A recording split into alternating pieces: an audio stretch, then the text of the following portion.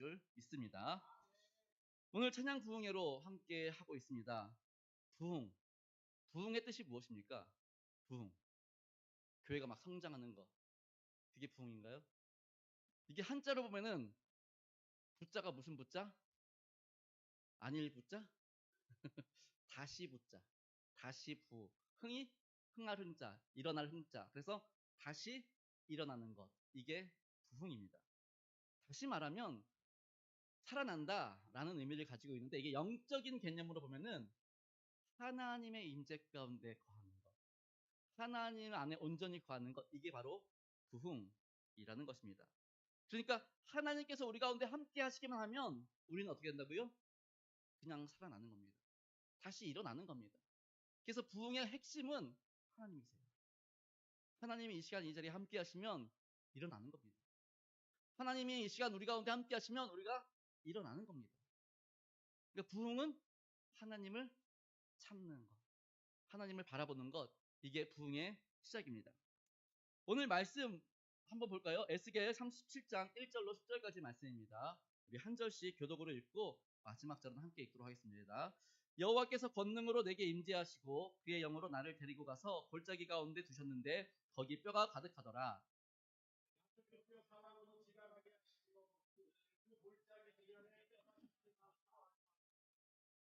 그가 내게 이르시되 인자야 이 뼈들이 능히 살 수 있겠느냐 하시기로 내가 대답하되 주 여호와여 주께서 아시나이다.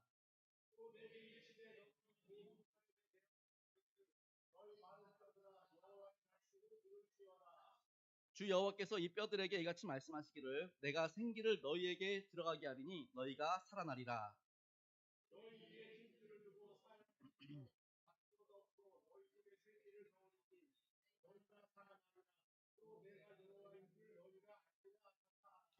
이에 내가 명령을 따라 태어나니 태어날 때에 소리가 나고 움직이며 이 뼈 저 뼈가 들어맞아 뼈들이 서로 연결되더라.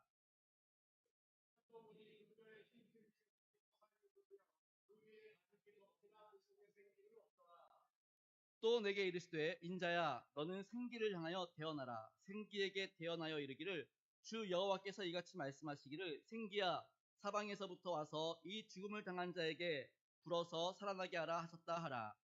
이에 내가 그 명령대로 태어나였더니 생기가 그들에게 들어가매 그들이 곧 살아나서 일어나 서는데 극히 큰 군대더라. 아멘. 오늘 말씀 너무나 잘 알고 있지요. 마른 뼈들의 생기를 넣는 장면입니다. 그런데 이 마른 뼈, 이게 그냥 마른 뼈가 어느 정도냐면은 건드려도 바스러질 정도예요. 아주 그냥 물기가 하나도 없어가지고 완전히 말아버린 그런 상황입니다.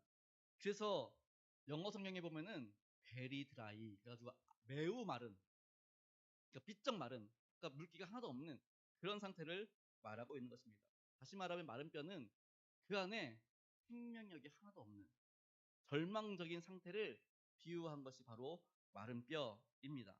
사실 당시 지금 바벨론 왕 느부갓네살로 인해서 지금 이스라엘 백성들이 포로로 끌려간 상황입니다.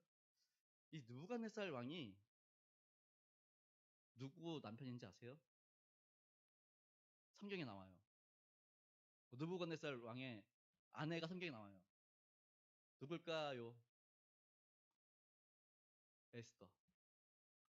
에스더가 느부갓네살 왕의 아내입니다.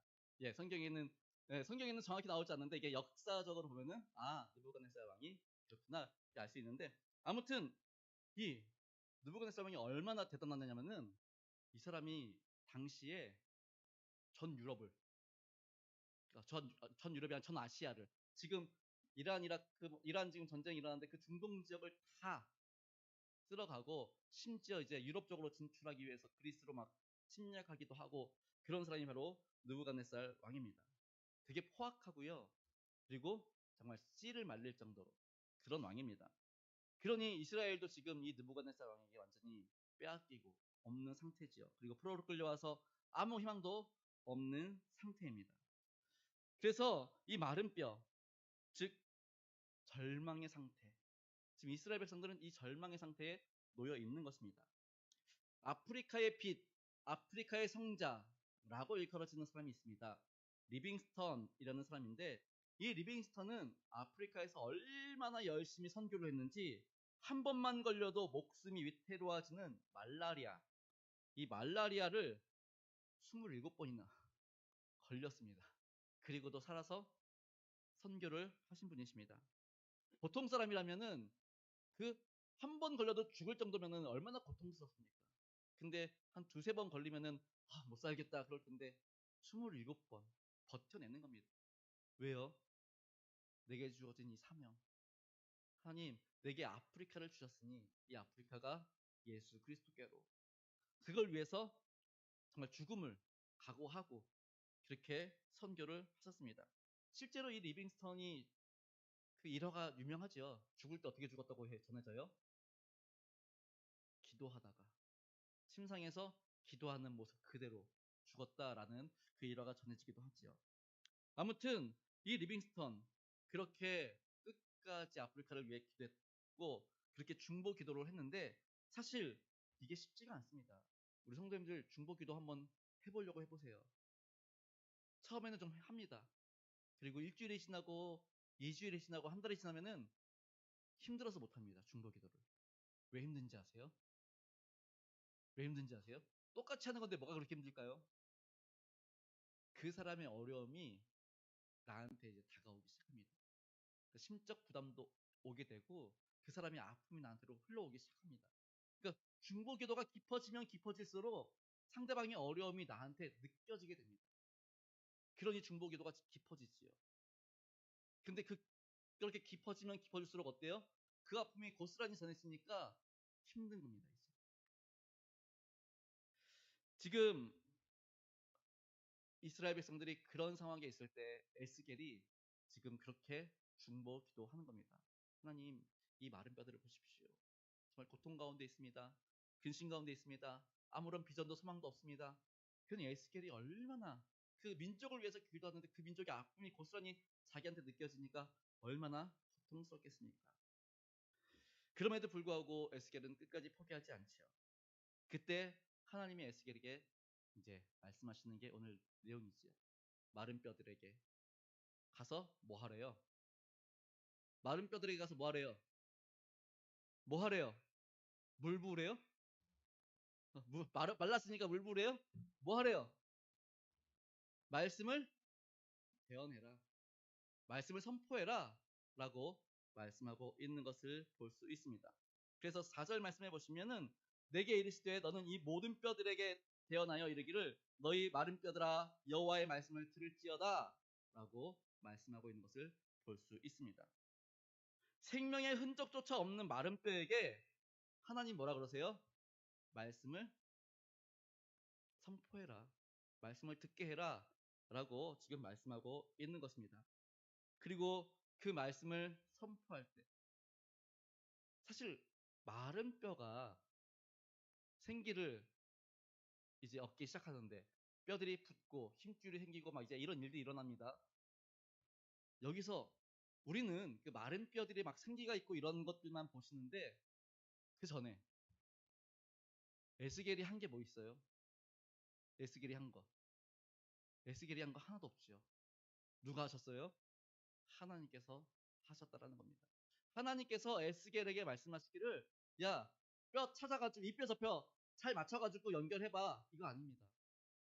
그 수많은 뼈들 앞에서 그냥 하나님 말씀 선포하는 겁니다.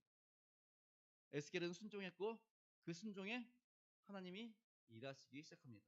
우리 아까 전에 찬양 부르시면서 제가 뭐라 그랬죠? 하나님이 일하실 때 필요한 게 뭐라고요? 우리의 믿음. 우리가 믿고 나아가면 하나님이 일하십니다. 에스겔이 하나님을 믿고 선포했더니 하나님이 일하십니다. 마른 뼈들에게 생기를 부어주십니다. 그러면서 하시는 말씀이 저는 사실 5절 말씀이 너무 좋습니다. 5절 말씀 보시면은 주 여호와께서 이 뼈들에게 이같이 말씀하시기를 내가 생기를 너희에게 들어가게 하리니 너희가 살아나리라. 뭐라고요? 너희가 다시 한번 너희가 제가 이 말씀을 가지고 예전에 유치부 초등부도 아니고 유치부 유치부 얼마나 시끄러워요. 그것도 7살 아이들도 아니고 더 어린 애들. 평균 한 5살. 그러니까 4살부터 6살까지 아이들 데리고 막 한 2, 30명 있는데 애들 막 뛰어다니고 막 굴러다니고 막 이러죠. 그 조그만 애들이 뭐 가만히 있겠어요. 그래서 시킨 게 있어요. 자, 목사님이 너희가 그러면은 살아나리라. 너희는 그것만 해.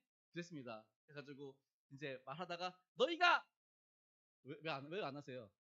자, 이제 너희가 이렇게 하기로 했습니다. 그래가지고 아이들이 이제 말씀을 하면서 하나님께서 말씀하셨어요. 너희가 우리 유치부 애들도 못한대. 아이들이 막 장난을 치다가 너희가 그러면은 막 장난치다 말고 살아나리라. 그랬습니다. 그리고 이제 마른 뼈 이야기니까 얘들아 뼈가 어떻게 있겠니? 다 자빠져 있잖아. 자 누워. 그래 다 누워요. 다 두루 누워가지고 있다가 자 목사님이 이제 너희가 그러면은 살아나리라 하면서 일어나는 거야? 그랬더니 알겠대. 너희가 그랬더니 이제 막 살아나리라고 막 벌쩍 일어나는 거예요. 예, 하나님이 말씀하십니다. 너희가 또 조용하시네. 사인들을 이렇게 못 맞춰서요. 다시 너희가 아멘.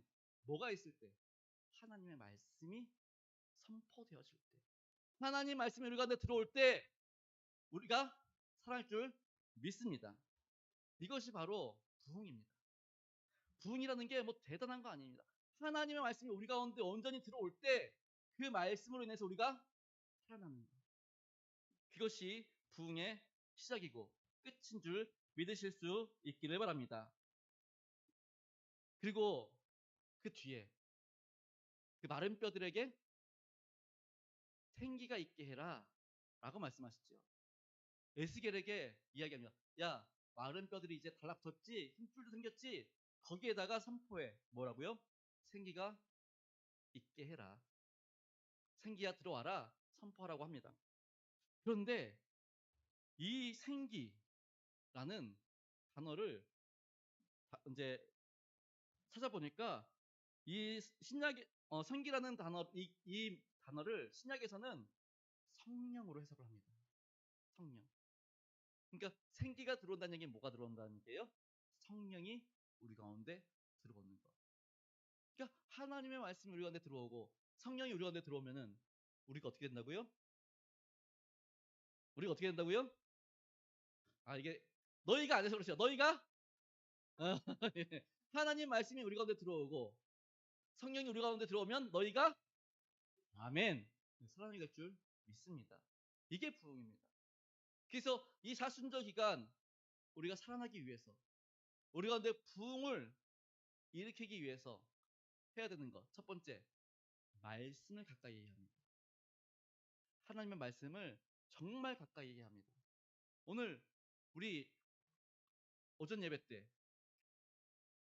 나의 사랑하는 자, 나의 기뻐하는 자라고 말씀하셨는데 우리가 이 말씀을 온전히 신뢰할 수 있는 이유가 무엇입니까? 하나님 말씀하셨잖아요. 로마서 5장 8절에 뭐라 그랬어요? 너희가 죄인 되었을 때 예수 그리스도를 우리 가운데 보내심으로 하나님의 사랑을 확증해 주셨다라고 말씀하셨잖아요. 하나님께서 우리에게 사랑을 주셨다. 하나님께서 우리 가운데 예수 그리스도를 통해서 구원받은 백성, 그리고 하나님의 사랑받는 자녀로 살게 하신 그 증거가 뭐예요? 우리가 죄인 되었을 때, 우리가 의인 되었을 때, 우리가 뭔가 열심히 할 때가 아니라 그냥 죄인 중에 괴수, 아무것도 할 수 없는 그런 존재일 때 하나님 우리를 그래도 난 너를 사랑해 그 증거로 예수 그리스도를 보내셨다는 거예요. 그리고 그 사랑은 그 무엇으로도 어떻게 할 수 없다고요? 끊을 수 없다고 로마서 8장 31절 32절은 말씀하시잖아요. 이 말씀의 근거를 우리가 붙잡으면 이 말씀들을 우리가 굳게 붙잡으면 흔들릴 수가 없죠. 하나님 나를 사랑하셔. 그 사랑은 절대로 끊어지지 않아. 내가 잘못해도, 내가 실수해도, 내가 죄 가운데 있을 때에도. 왜요? 애초부터 우리가 죄 가운데 있을 때 하나님이 모셨거든요. 근데 사단은 어떻게 해요? 끊어내려고 하지. 근데 말씀을 붙잡고 있으면, 말씀이 우리 가운데 딱 서 있으면 그 어떠한 유혹으로부터 흔들리지 않게 되는 겁니다. 그래서 이 사순절 우리가 부흥을 꿈꾸신다면, 다시 한번 우리 가운데 하나님께서 함께 하심으로 말미암아 정말 성령의 능력으로 일어나기를 원하신다면 말씀을 가까이 하실 수 있기를 바랍니다. 그리고 그 말씀을 붙잡으실 수 있기를 바랍니다. 그 말씀을 믿고 흔들리지 마시기 바랍니다. 그럴 때에 우리는 일어나게 되는 줄 믿습니다. 두 번째는 그 말씀을 기초로 해서 그 위에 쌓아야 될 것은 무엇이다? 성령을 쌓아 올려야 되는 것이죠. 나의 힘으로 나의 의지로가 아니라 하나님, 이제 하나님 말씀으로 기초를 세웠으니 이제 나를 인도하여 주십시오. 성령의 도우심 가운데, 성령의 이끄신 가운데 나를 인도하여 주십시오. 이렇게 할 때 우리가 살아나는 놀라운 역사를 경험하게 될 줄 믿습니다. 신앙생활 그 누가 하라고 해서 하는 것도 아니고요. 정말 억지로 데려와 봐야 힘들죠. 데리고 온 사람도 힘들고 앉아있는 사람도 힘들고 그럴 수밖에 없습니다. 그런데 정말 하나님과의 만남을 통해서, 그리고 내 안에 하나님의 살아계심의 그 임재를 경험할 때, 우리의 영이 살아날 때, 그때는 그 누구도 못 말리지요. 베드로 보세요. 베드로. 예수님 돌아가기 전에는 어땠어요? 내가 죽으면 죽었지 절대로 예수님 부인하지 않겠습니다. 그랬는데 그 조그만 여종이 와가지고 아저씨도 예수님 저 예수라는 사람이랑 같이 다니는 사람이죠. 그랬더니 막 아니야, 진짜 절대로 아니야. 세 번째는 뭐라 그래요? 저주까지 해가면서 아니라고